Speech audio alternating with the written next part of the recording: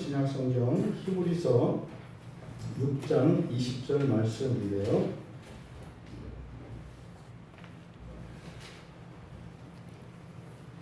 19절, 20절 함께 같이 읽겠습니다. 히브리서 6장 19절에서 20절 같이 읽겠습니다. 우리가 이 소망을 가지고 있는 것은 영혼의 닭 같아서 튼튼하고 견고하여 휘장 안에 들어가나니 그리로 앞서가신 예수께서 멜기세덱의 반차를 따라 영원히 대제사장이 되어 우리를 위하여 들어가셨느니라. 아멘. 앞서서 가시는 예수, 앞서서 가시는 예수. 우리가 소망에 대해서 이야기를 하고 있는데, 이 소망이라고 하는 것은 사실 우리 그리스도인들의 인생관이고 우리 그리스도인들이 추구해야 되는 공통적이면서 가장 큰 목표, 가장 궁극적인 목표, 이것이 이제 소망입니다. 근데 그 소망이 무엇이냐? 19절에서 그 소망의 성격에 대해서 이야기를 했습니다. 19절, 20절 말씀을 제가 번역한, 사역한 것을 한 번 더 제가 읽어드리면 19절의 내용은 이런 거죠.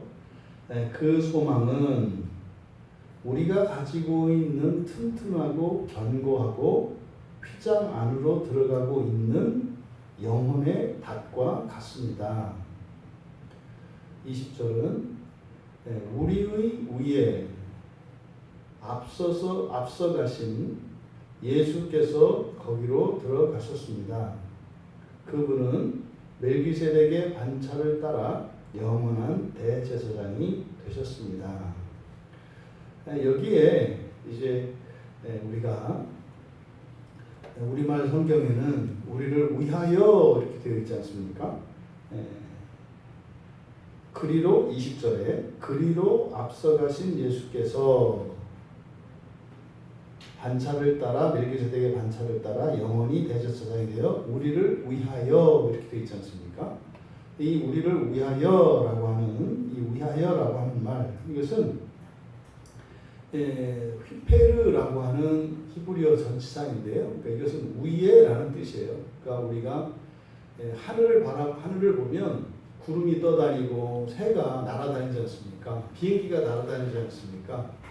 그렇게 새가 그리고 구름이 비행기가 떠다니는 곳, 우리 위쪽입니다. 이게 이제 휘페르라고 하는 말인데, 이 휘페르라고 하는 말이 위하여라고 하는 말로 번역이 됩니다. 그런 의미를 갖습니다. 그런데 지금 이 본문에서는 예수님의 승천 사건을 지금 얘기하는 거거든요. 그러니까 예수님이 승천하신 것, 이게 단지 예수님 개인만의 일이 아니라 우리의 일이다. 이 이야기를 지금 하려고 하는 겁니다. 그래서 여기서 우리를 위하여 하기보다는 우리의 왜냐하면 예수님께서 이제 승천하실 때 제자들이 이렇게 이제 하늘을 향해서 바라보았지 않습니까? 그때 예수님이 이렇게 승천하여 이렇게 하늘로 이렇게 올라가신다고요.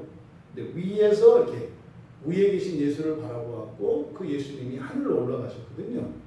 그러니까 마치 지금 히브리서 기자는 예수님이 승천하시는 자리에 있었던 제자들로 우리를 생각하고 말씀을 하는 거예요. 그러니까 앞서가셨다 할 때는 땅에서 앞서가시는 것을 말하지 않아요. 지금 여기서는.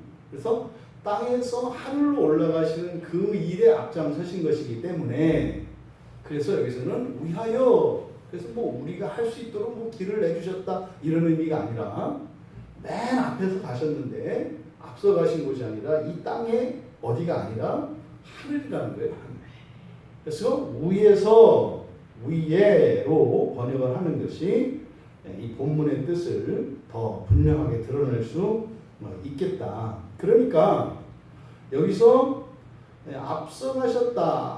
앞서가셨다라고 하는 이 말씀은 앞서가셨다 할 때 이 앞서가신 것은 바로 우리가 시선을 하늘을 향해서 이렇게 두어야 하는 겁니다. 그러니까 이때 앞서가신 것은 바로 하늘로 앞서가셨다는 것을 의미하는 거예요. 하늘로 앞서가셨다. 여러분 이게 지금 계속 오해되는 부분입니다. 예수님을 자꾸 끌어내려요. 그래서 이 땅에서 자꾸 앞장 세운다고요. 그러니까 여기 앞에서 이리 가라는 거예요. 여기가 말고 이리 가라는 거예요. 이게 지금 수천 년 동안 계속되고 있는 거예요. 그리고 지금 히브리서 기자가 말씀하려고 하는 게 바로 이거예요. 예수님이 그냥 너희들보다 먼저 가고 빨리 가고 이게 중요한 게 아니라 그것보다 더 중요한 것은 방향이에요. 방향. 그러니까 자꾸만 그러잖아요. 이 사람들이 하늘 높은 줄 모르고 땅 넓은 줄만 알아가지고 키는 크다 말고 몸은 옆으로 계속 퍼진다고. 그러니까 성경은 하늘을 향해서 보는 이것이 첫 번째라고요. 그래서 예수님이 앞서가셨다 할 때 이것을 어떤 모범으로 뛰어난 분으로 이렇게 이해하면 안 돼요. 방향이 중요하다. 방향이. 그래서 원래 여기에 앞서가다, 앞서가는 이라고 하는 이 말은 경주에서 쓰는 용어예요. 경주에서. 그러니까 이제 달리기를 할 때 이제 막 선수들이 앞다퉈서 쫙 가지 않습니까? 그럴 때 앞에 가는 사람을 수식하는 말이 이게 앞서가는 이라는 뜻이에요. 물론 여기서 예수님이 앞서가셨다고 하는 것은 맨 처음 1등으로 맨 앞장서서 가신 것을 의미하는 거겠죠. 여기서 앞서간다라고 할 때 이 앞서간다는 말을 경주의 용어를 사용한 것은 중요한 것은 우리들은 그 순서에 있습니다. 1등이냐 2등이냐 여기 있어요. 그런데 분명히 1등, 2등이 있습니다. 차이가 반드시 있어요. 경기를 하면 조금 더 앞선 사람이 있고 뒤처진 사람이 있어요. 근데 그것보다 더욱 중요한 것은 그 경기에 참여하는 겁니다. 여러분, 그 우리나라 달리기 선수들의 최고의 목표가 뭐겠어요? 국가대표가 되는 거예요. 국가대표가. 그러면 국가대표가 되고 나서도 그들 사이에서도 순서가 있다고요.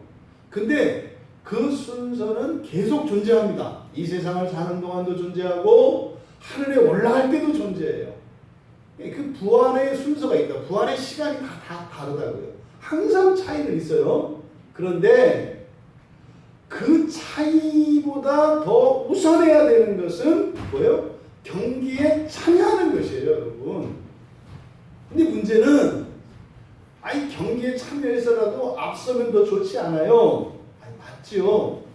그런데요, 경기에 참여한 사람에게 있어서 앞서고 뒤서는 것보다 더욱 중요한 것은 이 경기에 참여하였다는 영광이 항상 내 안에 있어야 하는 거예요. 바울 사도가 자신을 사도 중에 가장 작은 자라고 할 때 이게 단순한 겸손일까요? 아니요. 사도가 된 영광을 나타내는 말이에요. 사도의 꼬레비라고 했으니까 사도의 꽁지가 돼도 나는 영광스럽다는 얘기예요, 여러분. 우리가 예수를 믿는 그리스도인이에요. 여러분들이 최고로 훌륭한 그리스도인이 아닐 수 있어요. 반대로 최고 꼴찌 되는 그리스도인 될 수 있어요. 오락가락 헷갈리고 말이죠. 내가 예수를 사랑하는 건지 세상을 사랑하는 건지 이렇게 오락가락 이렇게 살아갈 수가 있어요. 물론 온전함을 향한 추구가 있어야 합니다. 근데 항상 잊지 말아야 하는 것은 그 기초 토대예요. 뭐예요? 영광입니다. 영광. 이런 게 이제 우리들의 일상생활에서 나타나는 게 뭐냐면 어떤 조직에 속한 사람들이 가지고 있는 그 조직에 속한 것에 대한 이 자존심, 프라이드 이런 겁니다. 이게 있는 거죠. 또 옛날 우리 신문사회 같으면은 내가 경주김씨 아닙니까?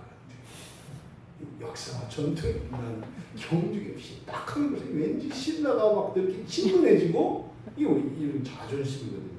그거 가지고 이제 뭔가 세우는 게 아니라 명예를 존중하고 말이죠. 그냥 사적이고 이기적인 인생을 살아가는 게 아니라 공적이고 이타적이며 이렇게 의미 있는 이런 인생을 살아가는 이게 이제 명예로운 거지 않습니까? 이게 항상 우리의 기초에 있어야 한다고요. 종종 그리스도인들이 이게 빠지는 오류가 이런 거예요. 이 그리스도인 된 영광 안에서 열심히 추구해야지. 세상 살아가는 것처럼 이제 다 얻었으니까 이건 기본이다. 이게 이제 보통 결혼 생활에서 많이 일어나잖아요. 결혼하기 전에는 그냥 손 한번 잡으려고 눈치 보고 막 이렇게 하다가 이제는 결혼하고 나면 뭐 넌 내 거다 이래서 뭐 이거는 무슨 잘못된 생각이죠. 언제나 그 거룩함과 영광 속에서 계속 가야 되는 겁니다. 이게 그리스도인이 비그리스도인들과 살아가는 차이점이에요.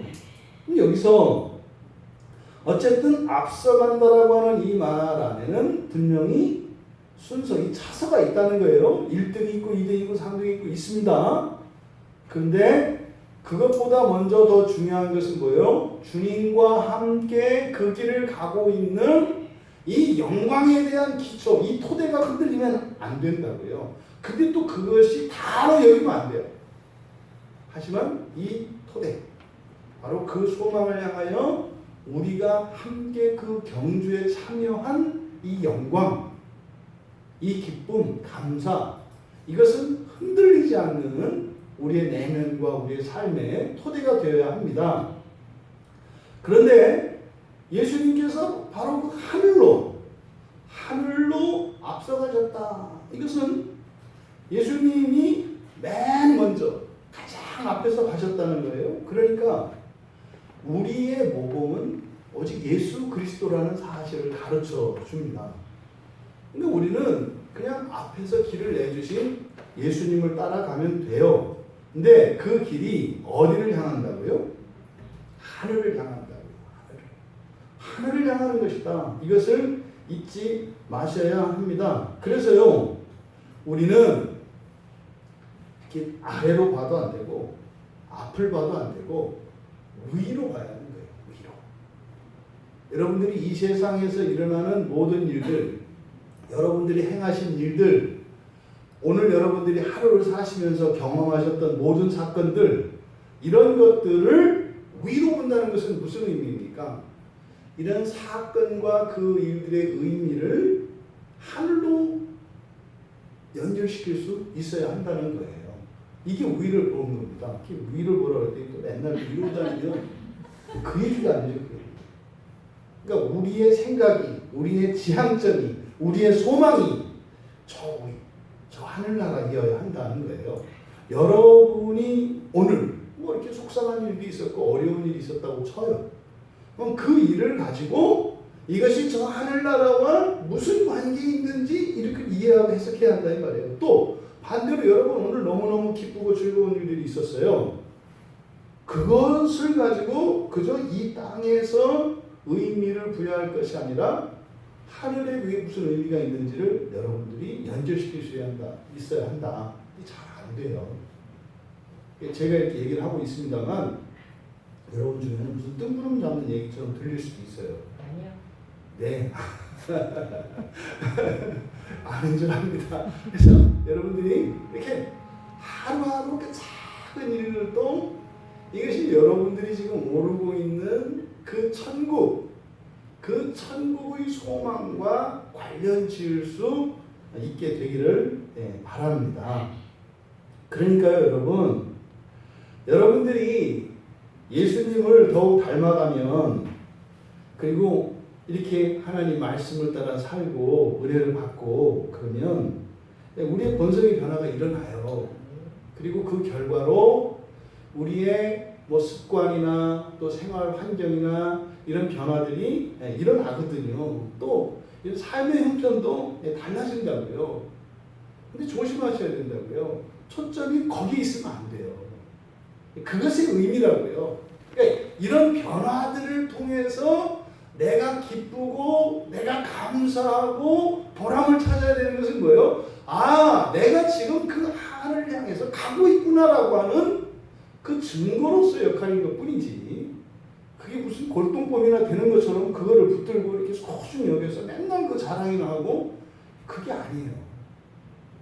날마다 우리들이 이 땅에서 하늘을 향하여 오르고 있다고 하는 그 증거로서 이런 변화들인 거죠. 근데 우리는 당장 우리에게 실제로 효용 가치가 있는 그 변화들을 더 가치 있는 것으로 잡는다고요. 하지만 지금 히브리서 기자는 그게 아니라 그 하늘로 향하여 가는 그 소망, 그것이 관건이다. 이 말씀을 우리에게 하고 있는 겁니다.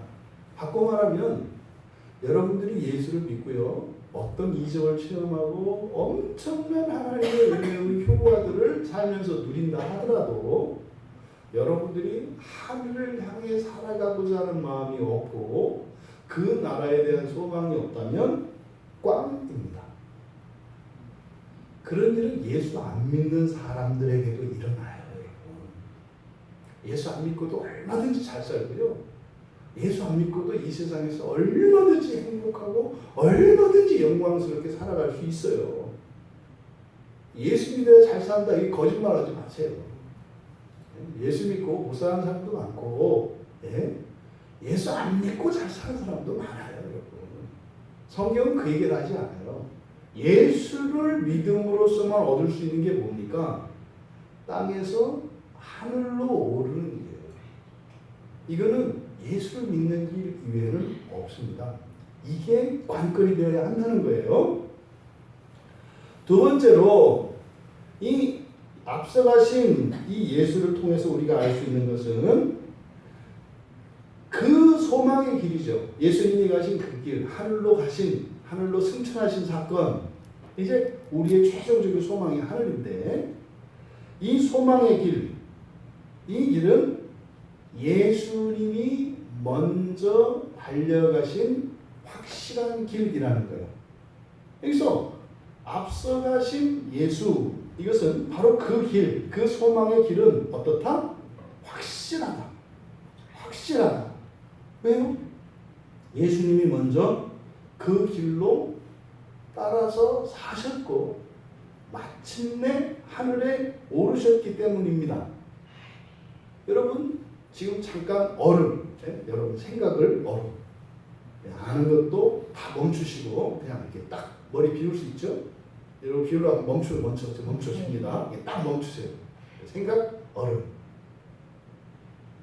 사람이 하늘에 오를 수 있는 방법은 뭘까요? 그러면은 비행기 타고 오르가는 거예요. 기구 타고 올라가는 거예요. 그죠? 물론 뭐 이렇게 행글라이더든지 이렇게 패러글라이딩 같은 어떤 기구를 이용해야 우리는 하늘로 올라갈 수 있죠. 지금 여러분도 그 생각 갖고 있잖아요. 이게 안 깨진다고요. 이게 안 깨져요. 지금 교회에서 성경에서 말하는 구원이라는 이야기 속에는 비행기를 타지도 않고 기구를 타지도 않고 사람이 허공을 향해서 올라가는 내용이 포함이 되어 있어요. 기독교에서 말하는 거는 황당하잖아요. 지금 여기서 예수님이 가신 길이기 때문에 확실하다. 근데 그 확실하다라고 하는 것이 뭐냐면 우리는 지금 이 땅에서 살아요. 근데 저 하늘 너머에 하늘나라가 있어요. 저기에. 그러면 거기에 가려면 우리를 거기에 옮겨줄 어떤 운송수단이 필요하다고요. 그래서요. 비행기 만들고 로켓 만들고 지금 난리 아닙니까? 여러분 우주선을 지금 하늘에 띄우는 여러 가지 목적 중에 하나가 구약에서 나왔던 바벨탑을 쌓아서 하나님께 이루고자 하는 것과 다르지 않아요. 비행기 만들어서 한번 가보겠다는 거예요. 옛날 우리 조상들은 쭉 탑 쌓아가지고 했다가 그 무너뜨리니까 떨어져서 무지하게 아팠는데 탁 무너뜨려도 안 떨어지고 날아올 수 있는 용용 죽겠지 이렇게 해서 올라갈 수 있는 비행기를 만들겠다는 거예요. 그래서요 우주선을 타고 끊임없이 하늘을 향해서 질주하는 거예요. 여러 가지 목적이 있습니다. 근데 성경은요 하나님께 가고자 하는 인간의 몸부림이라고 얘기를 한다고요. 이런 모든 문화의 목적은요 하나님의 경지에 이르고자 하는 거예요. 예술가들이 그림을 그리고 음악을 만들어내요. 최고의 경지에 이르고자 해요. 그게 있지 않겠습니까? 미의 극치, 그죠? 그게 뭐예요? 그것이 구체화된 하나님이에요. 사람들에게 과학기술도 마찬가지입니다. 이런 과학기술을 계속 발전시켜서 어떤 최고의 수준의 절정에 이르고자 해요. 모든 과학, 모든 의학, 모든 학문이 하나님을 향해서 갑니다. 사람 만드는 거예요. 사람 창조하는 거예요. 사람 창조.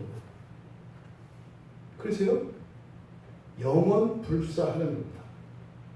영원 불사. 이게 모든 인류의 이런 과학과 지식에 추구하는 목표가 결국은 사람을 창조하는 거예요.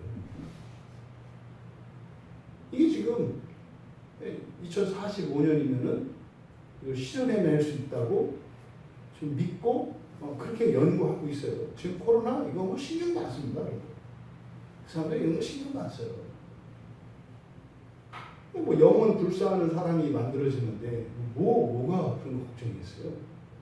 여러분, 그런데 지금 여기서 앞서가신 예수라고 하는 것은 그런 어떤 기술이나 도구를 이용해서 하늘에 오르는 것이 아니라 예수를 믿고 살아가는 이런 삶이 하늘을 올라가는 거라고 이야기를 하는 거예요, 여러분.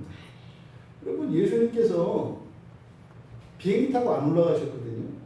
그냥 올라가셨어요, 그냥. 뭐 예수님이 승천하신 거는 뭐 교회 안에서는 너무나 상식과 같은 얘기입니다. 근데 사실 사람들이 의외로 그게 무슨 의미인지를 잘 생각 안 해본다고요. 그냥 올라갔다예요. 그냥 이렇게 신문 기사를 본 것처럼 올라갔다네 이거죠. 아무 상관이 없어요, 나하고. 근데 지금 히브리서 기자는 뭐라 그래요? 그거를 그냥 올라가셨다 이렇게 하지 않고 앞서가신 예수 그래요. 무슨 말입니까? 우리가 그 예수를 따라가고 있다는 거예요. 여러분, 오늘 사셨잖아요. 여러분들이 땅에서 왔다 갔다 뭐 엘리베이터 타고 오르내리고 이렇게 있습니다만 그리스도인의 이 일상은 뭐라는 거예요? 승천하신 예수를 따라서 함께 하늘로 올라가는 거라는 얘기를 히브리서 기자가 말씀하려고 하는 거예요. 근데 하늘로 올라가는 사람이 뭐 앞으로 갔니 못 갔니 뭐 넘어졌니 뭐 했니 올라가는 이야기를 하는데 자꾸 이렇게 올라가더라도 앞으로 가면서 가야 되니 뭐 이 얘기를 계속 하는 거예요. 이게 어제 오늘 얘기가 아니라 수천 년 동안 이렇게 수천 년 동안. 그래서 예수님이 하늘로 올라가신 이것이 확실하다. 왜 예수님이 이렇게 하셨으니까. 무슨 얘기 하려는 거예요? 예수님 진짜 승천했어요. 이 얘기가 아니에요. 여러분들이 진짜로 하늘로 올라가고 있어요. 초점은 이거예요. 예수님이 승천하신 사건은 고린도전서 15장 6절에 보면 이미 증인들이 있어요. 증인들이. 500여 명의 증인들이 있다고요. 승천하신 그 현장에 있었던. 그리고 서신서에 보면 그때 당시에 그 자리에 있었던 사람들이 그 얘기를 하고 다녔어요. 나 예수님이 승천할 때 그 자리에 있었는데 야, 이게 무슨 꿈인지 생신지 말이야. 예수님이 막 하늘로 올라가시는데 이게 도대체 내가 그래서 막 꼬집어 왔어. 뭐 별의별 얘기를 그때 당시 사람들이 막 전하고 다녔다고요. 직접 목격한 사람들이. 그게 문서로 남아있어요. 이렇게 본 사람들이. 역사적 사건이에요. 이건 안 바뀌어요. 그런데 성경에 이 사건을 기록한 목적은 예수님이 위대하다. 예수님은 하늘로 올라가신 하나님이시다. 이 얘기가 아니에요. 여러분이 하늘을 향하여 올라가고 있다는 것을, 올라가는 것이 확실하다는 것을 말씀하시는 것이 앞서가신 예수라는 말 안에 담겨 있는 의미다. 여러분, 예수님이 사시는 동안 하늘에 올라갔다 내렸다 올라갔다 내렸다 이러세요. 뭐 가다가 바다, 물론 그 바다 위를 걷긴 걸으셨어요. 네? 근데 뭐 비행기 떴다 내렸다 하듯이 올라갔다 내렸다 했다. 너희들 잠깐 있어라 내가 기도하마 그래가지고 하늘로 붕 올라가셔서 뭐 이렇게 아니요. 승천은 딱 한 번 하셨어요. 하늘에 이렇게 오르신 사건은 단 한 번이라고요. 그러면 여러분들도 승천은 몇 번 해요? 한 번 해요. 한 번. 근데 중요한 것은 지속적으로 일어나는 일이라고요. 그러니까 이건 마치 우리는 이제 그걸 하늘을 나르는 그 기계를 가지고 있으니까 훨씬 이해하기가 쉬워요. 비행기가 하늘을 뜰 때 일반적인 여객기들은 활주로 해서 막 달려서 속도를 붙여서 한순간 이렇게 이륙을 합니다. 그렇죠? 기독교인의 삶이 이거라는 거예요. 오늘 여러분들이 사셨잖아요. 그럼 마치 뭡니까? 활주로에서 막 비행기가 달리고 있는 것 같은 것이 오늘의 삶이에요. 우리의 평생이 사실은 활주로를 달리는 비행기와 같은 거죠. 그런데요, 예수님이 승천하시는 그 사건을 보여주심으로써 장차 우리가 경험하게 될 그 사건을 미리 보여주신 거예요. 그러니까 우리가 승천을 합니다. 근데 그 미래형이에요. 근데 사실은 현재는요, 승천하는 중입니다. 어떤 방식으로? 활주로를 달려가는 방식으로. 그러니까 그리스도인이 하루하루를 살고 인생을 사는 것은요, 날아오르기 위해서 달리는 인생이에요. 비그리스도인들이 사는 인생은요, 활주로 자체가 싫어요. 왜요? 활주로는 끝이 나요. 저기 가면 끝이 나요. 활주로 길은 계속 가는 게 아니라 저 끝에 가면은 막혀 있고 더군다나 담장이 쳐져 있어요. 활주로를 달리면 다 날아오릅니까? 아니에요. 아무리 성능이 좋은 자동차가 비행기보다 빨리 달리겠다고 활주로에서 달렸다가는 그냥 죽어버려요. 그 끝에 있는 벽에 부딪혀버리거든요. 여러분, 이게 굉장한 차이입니다. 세상 사람들은 그러니까 자동차로 살아가는 거예요. 자동차로. 그래서 세상 사람들은 끝나 있는 길은 가지 않아요. 계속 이어지는 길을 가고자 해요. 그래서 불교에서 어떻게 해요? 안 끊어지진 않아요. 죽어도 안 죽어요. 죽었다가 또 살아나요. 근데 문제는 살아났더니 이거는 뭐야? 곱등이야. 태어났다. 뭐 이런 거죠. 계속. 그래서 뭐 태어났더니 뭐 이제 강아지가 되고 말이죠. 뭐 이런 거죠. 그러니까 거기서 어떤 욕망이 있어요? 계속 가요. 왜요? 끝이 있으면 끝 너머에 대한 뭐가 있어야 되는데 없거든요. 그 정보가. 그 끝 너머에 대해서 아는 게 없어요. 그러니까 끝나면 안 돼요. 그래서 계속 돼야 되는 거죠. 계속. 사람들이 계속 그렇게 땅에서 달리면서 살아가요. 근데요, 그리스도인은 현재로 보면 똑같은, 그러니까 길 위를 달리고 있다는 점에서는 똑같아요. 그런데 하나는 비행기고 하나는 자동차예요. 달리는 목적이 달라요. 자동차는 땅에 있는 또 다른 어느 지점을 향해서 가고 있는 겁니다. 거기서 멈출 겁니다. 그런데 비행기가 달리고 있는 목적은 날아오르기 위한 것입니다. 바로 이 이야기를 말씀하는데 이게 믿어지지 않는 얘기라고요. 믿어지지 않는 얘기라고요. 그러니까 어떻게 해요? 그냥 사탕 말리면서 똑같이 사는 건데 의미만 다르게 부여해서 속여먹으려고 한다. 이런 생각을 하는 거예요. 사람들. 아이, 뭐 그리스도인은 안 죽어? 아, 죽거든요. 죽거든요. 어차피 죽는 건 똑같구만. 이게 뭡니까? 장차 일어날 부활 사건을 모르기 때문에 그렇게 생각하는 거죠. 여러분, 하늘로 날아오르는 사건은 한 번이고 확실합니다. 예수님이 이미 하지만 전체 과정을 보면 지속적인 과정이다. 그러니까 여러분들이 예수를 만나는 순간 사실 어떤 일이 일어나는 거예요? 여러분들이 자동차에서 비행기로 바꿔 타는 거예요. 사실은.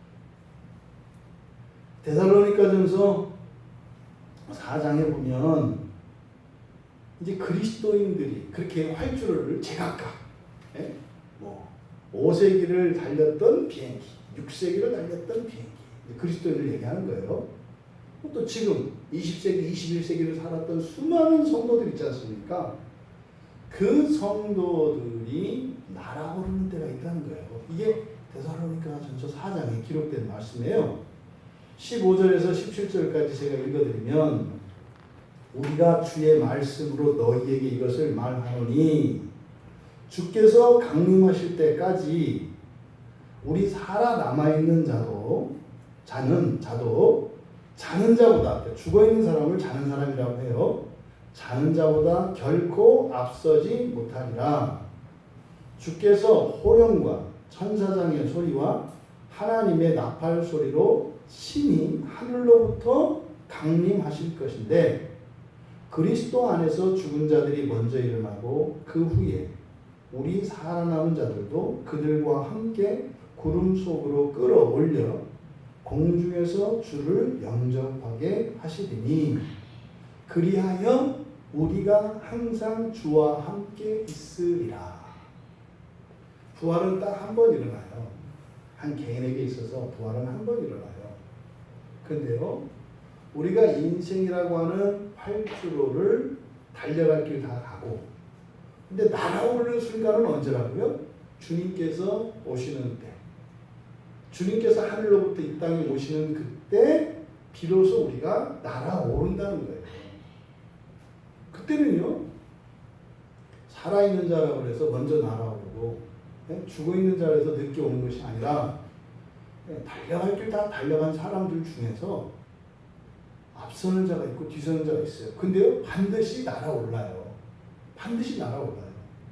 그런데 날아오르는 것도 순서가 있다고 얘기를 한다고요. 날아오르는 것도. 이 성경은 첫째, 날아올라야 한다. 그냥 냅다 지구를 달리는 인생이 아니라 날아오르기 위해서 달리는 인생을 살아야 한다. 두 번째, 날아오르되 주님이 오실 때 날아오르는 삶을 살아야 한다. 이게 성경의 핵심적인 가르침이에요. 이게. 여러분, 하늘을 날아오르기 위해 부활을 위해서 사십시오.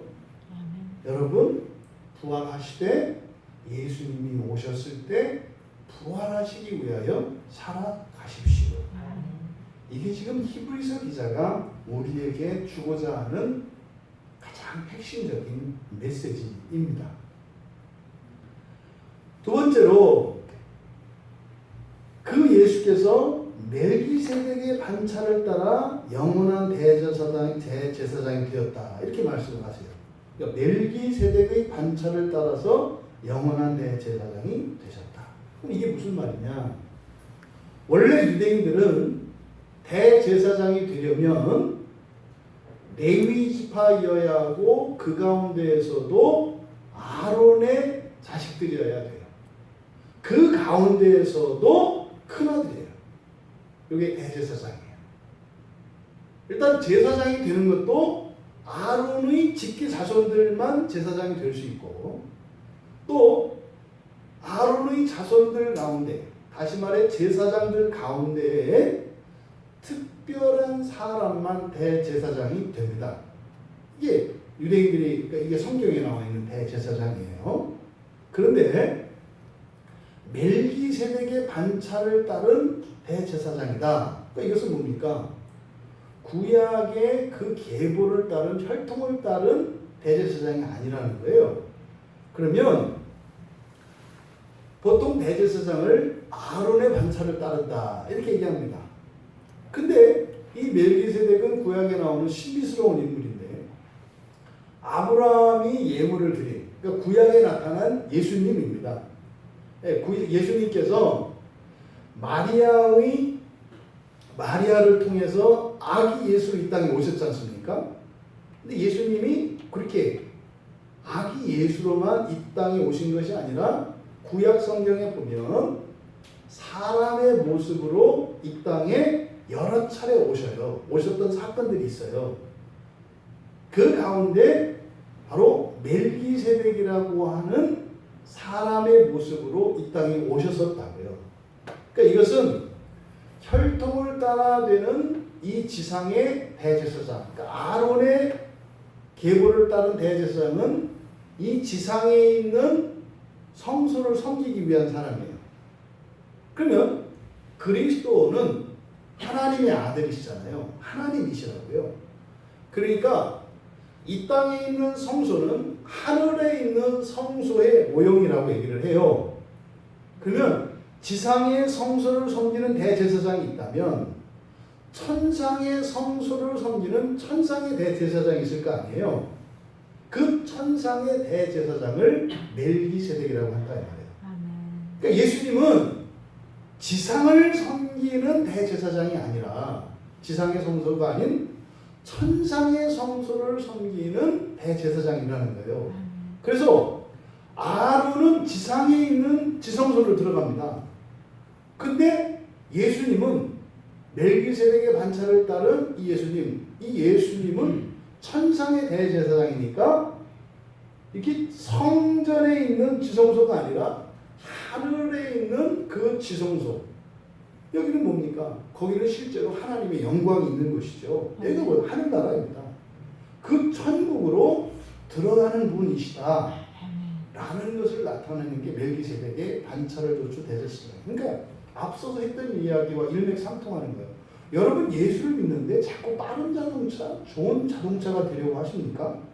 잘못됐다는 거예요. 그런 유대인들이 믿던 하나님이죠. 심지어 그거는 다른 종교도 믿어요. 다른 종교도. 근데 우리가 믿는 이 기독교는 뭐라는 거예요? 하늘을 향해서 가는 거라고. 하늘을 향해서. 그런데 왜 여러분 가족 중에 절에 다니고 뭐 이상한 종교에 있는 사람이 여러분보다 잘 산다고 왜 주눅 드냐고요. 우리 집에서 예수 믿는 건 나밖에 없는데 예수 안 믿는 뭐 우리 언니 오빠는 뭐 재산이 어떻고 그 신분이 어떻고 직업이 어떻고 왜 나는 예수 믿는데 제일 가난해. 그래서 나는 우리 하나님이 최고라는 거 잘 모르겠어. 여러분 세상에 최고 비싼 자동차가 하늘을 날아오른답니까? 그게 날아오를 때는 딱 한 번이에요. 절벽에서 떨어집니다. 썩음썩음하고 퍽퍽퍽퍽해도 비행기는 비행기예요. 비행기하고 자동차는 비교할 수 없는 겁니다. 그러니까 이 멜기세덱의 반차를 따른 대제사장이 예수님이다. 여러분 예수를 믿고 살아가는데 제발 이 세상에서 더 빨리 더 잘 더 많이 이거 좀 버리세요. 예, 알겠습니다. 여러분들은 하늘을 날아오르기 위해서 예수를 믿는 사람들이라니까요. 이게 지금 히브리서 기자가 이야기하려고 하는 거예요. 여러분. 그러면 아론의 반차를 따른 대제사장을 따라가는 것과 멜기세덱의 반차를 따른 대제사장을 따라가는 게 어떤 차이가 있느냐? 아론을 따라가면요 더 이상 따라갈 수 없는 자리가 나와요. 아론이 딱 나타났어요. 따라가는 거예요. 이렇게 쭉 성막으로 들어가요. 그럼 성막 뜰까지는 따라가요. 근데 성막 안에 이렇게 성소가 있다고요. 성소의 휘장을 벗고 그 안으로 들어가는 순간 일반인들은 못 따라 들어가요. 거기서. 그러니까 또 이게 제사장들이 또 폼 잡고 우리는 따라간다. 이것도 딱 따라가죠. 그럼 성소에 들어가면 그 안에 또 있다 있죠. 지성소가 있잖아요. 또 휘장이 문 하나가 또 나타나요. 그럼 그 문을 열고 이 아론이 쑥 들어가 버리면 제사장들도 깨갱하는 거예요. 그래도 우리는 뭐 여기까지 들어왔잖아. 어차피 못 가는 자리가 있다고요. 이 세상의 종교로는 어느 정도까지는 다다를 수 있어요, 여러분. 구약의 유대교도 어디까지는 갈 수 있어요. 불교도, 이슬람교도, 힌두교도, 미신을 믿는 이런 오만 잡교들도 어디까지는 가는 것 같은 수준이 있어요. 그러니까 그런 경험들이 있다고요. 이런 신적 체험들과 그런 실제적으로 우리의 삶 속에 일어나는 그 종교의 그 힘, 영향력에 대한 경험이 있어요. 왜? 어디까지는 가는 것 같아요. 근데요, 일정 경계에 다다르면 더 이상 가지 못해요. 더 이상 가지 못해요. 그런 유대교도 마찬가지예요. 그러니까 구약 성경만을 가지고 그것을 가지고 이 땅에서 어떻게 좀 잘 살아보려고 하는 이거 한계가 다다른다니까요. 이해할 수 없는 일이 나온다니까요. 성경에 있는 모든 율법을 지키면서 하나도 어기지 않고 살았는데 인생의 불행이 닥쳐요. 알 수 없는 일이 일어난다니까요. 나는 한 번도 사람들에게 해를 끼친 적도 없고 하나님께 대해서 뭐 이렇게 불신앙의 모습을 나타낸 적도 없는데, 아니 악하고 못돼먹기로 아주 정평이란 그 악평이란 그 사람보다도 훨씬 못한 것 같은 인생을 살아가는 일이 일어난다니까요. 여러분, 있어요. 모든 종교에는 어느 정도까지는 효과들이, 증거들이 있다고요. 근데 그런 모든 것, 유대교에서 이 대제사장뿐만 아니라 다른 종교에서도 있어요. 뭔가가. 그런데요, 다 땅을 달리는 얘기예요. 그 이상은 안 된다고요. 근데 멜기세덱의 반차를 따르신 예수님을 따라가면, 이 멜기세덱의 반차를 따른 예수님은요, 성소의 경계를 허물어 버렸어요. 그냥 자신의 몸을 터뜨리셔서 모든 경계, 모든 한계를 다 없애버리셨다고요. 그래서 그냥 예수님을 따라가면 끝까지 따라갈 수가 있어요. 그냥 모두 다, 모두 그냥 따라갈 수 있어요. 이게 멜기세덱의 반차를 대제사장이기 때문에 예수가 우리의 소망이 되는 거예요. 만약에 예수님이 우리와 질적으로 다른 그런 신으로만 계신 분이라면 우리는 못 따라가잖아요. 어차피 사람인데 하나님을 어떻게 따라가요? 근데 지상을 사셨던 예수님은 하나님이시면서 동시에 사람으로 사셨어요. 그러니까 우리가요, 사람으로서 예수님을 따라가면서 동시에 하나님이 된다 이 말이에요. 그래서 이 예수님은 함께 들어가는 대제사장이십니다. 성경에서 뭐 많은 구절들이 있습니다만 특별히 중요한 구원과 관련돼서 특별히 중요한 성경 본문 중에 하나가 레위기 16장이에요. 그러니까 레위기 16장은 구약의 백성들이, 그러니까 이스라엘 백성들이 어떻게 죄를 용서받는가를 기록하고 있어요. 그게 이제 대속죄일이라고 합니다. 1년에 단 한 번 대속죄일이 있는데 그날 대제사장이 지성소로 들어가요. 지성소로 들어가서 거기에서 실제로 죄에 대한 모든 속죄가 일어납니다. 속죄라고 하는 것은 두 가지 의미가 있어요. 죄로 인한 모든 책임과 벌이 해결되는 것이고, 또 하나 죄로 인한 오염과 부패가 해결되어 존재론적으로 완전하는 것이며 모든 행위에 대한 책임이 해소되는 것을 말합니다. 이게 대속죄예요. 그때 대제사장만 1년에 한 번 그 지성소로 속죄를 위해서 들어가는데 레위기 16장 17절에 누구를 위해서, 그러니까 누가 속죄되는지 한번 들어보세요. 그는 대제사장이고 지성소에 속죄하러 들어가서 자기와 그의 집안과 이스라엘 온 회중을 위하여 속죄하고 나오기까지는 누구든지 회막에 있지 못할 것이며, 그래서 속죄되는 게 누구예요? 자기, 그리고 그의 집안, 그리고 이스라엘 온 회중. 이스라엘 온 회중은 지금 살아있는 사람이에요. 지금 살아있는 이 공동체 전체를 말해요. 자기의 집안은 뭘 말해요? 혈통을 따른 그 족보 계보를 말하는 거예요. 자기 자신과 현재 자기 자신과 함께 있는 모든 공동체와 혈통을 따른 자기의 집안과 이게 대속죄 때 일어나요. 이게 엄청난 이야기입니다. 근데 어쨌든 그 속죄소에서 드러나는 속죄소에 들어가는 대제사장을 통해서 지성소에 들어가는 대제사장을 통해서 엄청난 속죄의 일이 일어나는데 그때 거기에 들어가는 것은 누구라고요? 대제사장 한 사람만 들어가요. 심지어 다른 사람들은요 회막에 있지를 못해요. 아예 회막 자체에 있지를 못한다고요. 혼자 들어간다 이 말이에요. 완전히 구별된다 이 말이에요. 그런데 멜기세덱의 반차를 따른 예수님은 어떻게 하신다고요? 그냥 경계를 없애버려요. 성소와 지성소의 경계를 열어버리세요. 그러니까 어떻게 해요? 누구나 들어갈 수 있게 하셨다고요. 그러면 성소와 지성소의 경계가 허물어졌다는 것은 모든 사람이 들어가는 것은 아니에요. 성소에 들어올 수 있는 사람만 들어와요. 거기 누가 들어가요?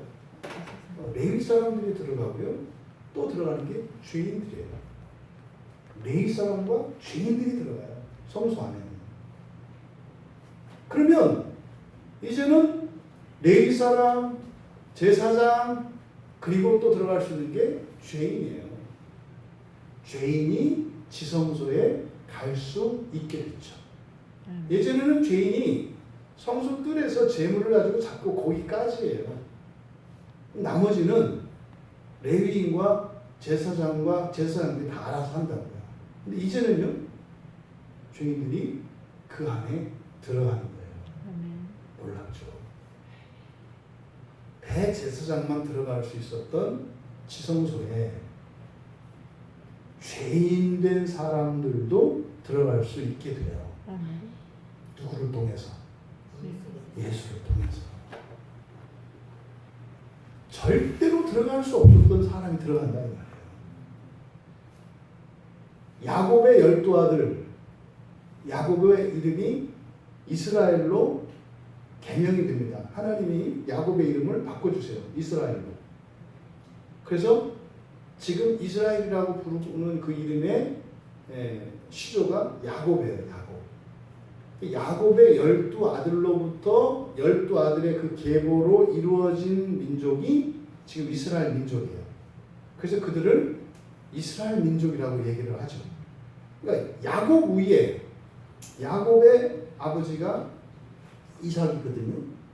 이삭의 모든 사람들이 그 안에 들어가 있지 않아요. 왜? 이삭의 첫째 아들 에서가 있는데 에서의 아들들은 이스라엘에 속해 있지 않아요. 근데요, 상관이 없는 거죠. 그러니까 대제사장이, 그러니까 아론의 반차를 따른 대제사장을 통해서 들어갈 수 있는 사람들은 이스라엘만 들어갈 수 있어요. 이스라엘만. 근데 지금도 유대인들은 구원이 유대인에게만 있다고요. 유대인이 누구예요?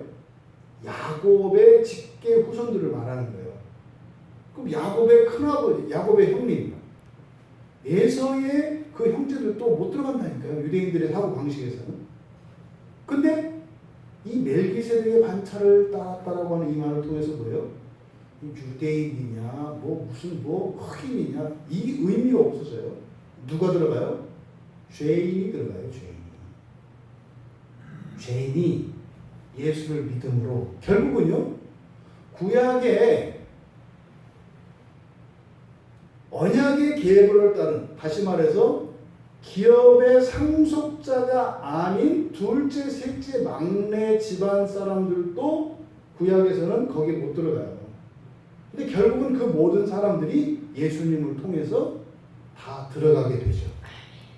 그러니까 이거는 유대가 아브라함의 자손 가운데에서도 들어가지 못했던 사람들, 또 아브라함의 혈통이 아닌 다른 이방 민족들도 예수를 통해서 그들은 들어간다 할지라도 어디까지만 들어갈 수 있는데, 이제는 예수 안에서 죄인 되었던 사람들이 예수 안에서 지성소 정도, 이 지상에 있는 성전 정도가 아니라 그 하나님 나라에 들어갈 수 있게 되었다는 사실을 이야기하는 것입니다.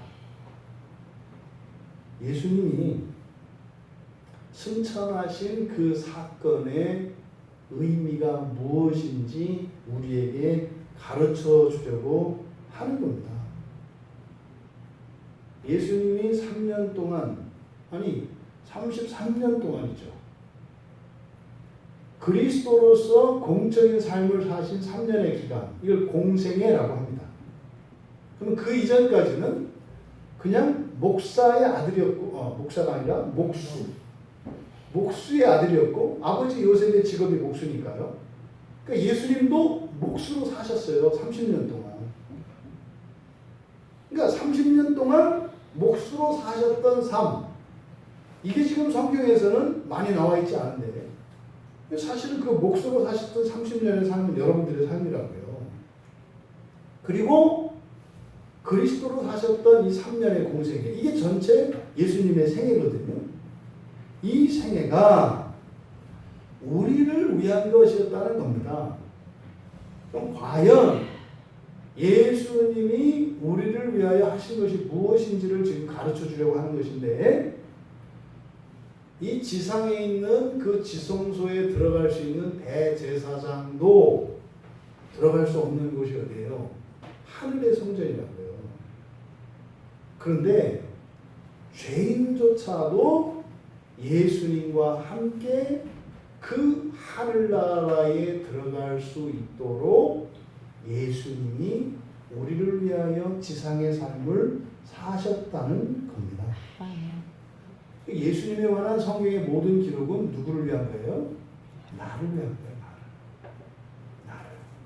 그런데 예수님을 따라 살아가는 그 모든 것의 궁극적인 목적은 뭐다? 하늘나라에 들어가는 것이다. 하나도 어려운 얘기 아니거든요. 다 아는 얘기거든요. 근데 문제는 이게 우리에게 의미가 되지 않아요. 살아가는데 여전히 알겠어요. 하나님의 좋은 뜻은 알겠고 그 하나님의 그 성의도 알겠으니까 어쨌든 내가 달리고 보자고요. 이런 거죠. 어쨌든 달릴 수 있게 해 주시고, 그리고 나서 그거는 좀 있다. 우리가 얼마나 똑똑해요. 나이들어도 웬만큼 속도가 있어야 되니까 일단 속도가 좀 붙고 나서, 나는 지금 속도가 안 붙어서 이것 때문에 답답해 죽겠으니까 일단 속도 붙을 때까지는 좀 해놓으시고, 그리고 나서 믿든지 말든지 그 다음 얘기를 하시더라고요. 이렇게 한 번에 하나님을 이렇게 그냥 통째로 하려고 하냐고. 차근차근. 일단 열쇠 찾아주시고, 배터리 갈아주시고, 이렇게 가는 거죠. 너무나 단순한 진리인데 이게 우리에게는 받아들이기 어려운 진리예요. 오늘도 또 지금까지 여러분들은 그 부활을 위하여 살아오셨다는 거예요.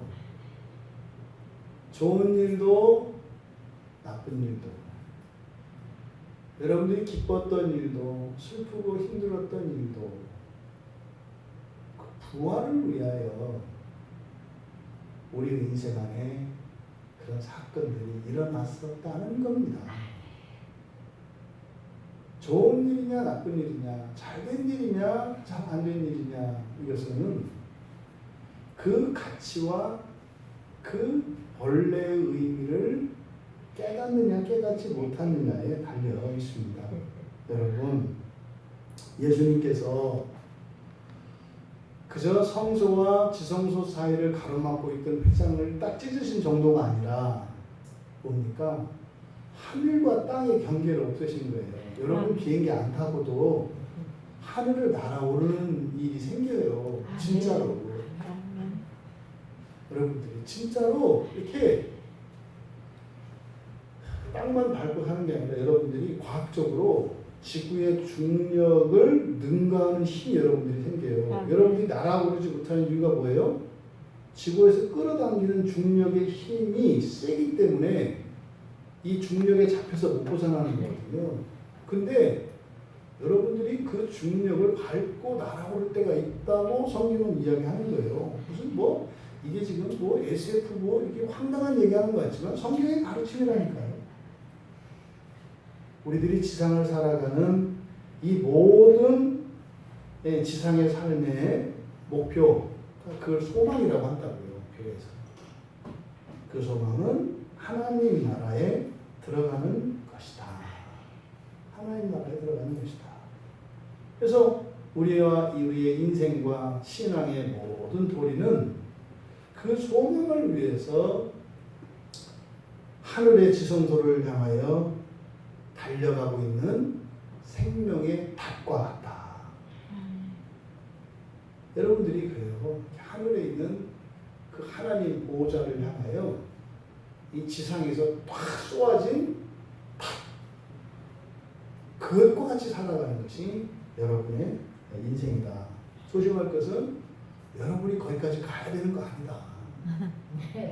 주님이 이렇게 잡아주셔서 이렇게 올려주시는 것이고, 그 일은 주님이 재림하실 때 모두에게 이루실 것이다. 다만 순서가 있다. 순서가 있다. 주님이 오시는 그날에 들어갈 수 있는 사람이 있고 뒤늦게 들어갈 수 있는 사람이 있다. 여러분들은요, 그냥 날아오르기 위해서 살려고 하면, 날아오르기 위해서 살려고 하면, 땅을 달리기 위해서가 아니라 날아오르기 위해서 살려고 하면, 그럼 주님께서 재림하시는 그날에 우리를 부활시키실 것이다. 그래서 하늘로 사람들이 예수님이 승천하시는 것을 보았던 것처럼 여러분들이 승천하는 것을 지켜보는 사람들이 땅에 있을 것입니다. 주님이 승천할 때 있던 그 일이 여러분들을 통해서 그대로 재현된다 이 말이에요.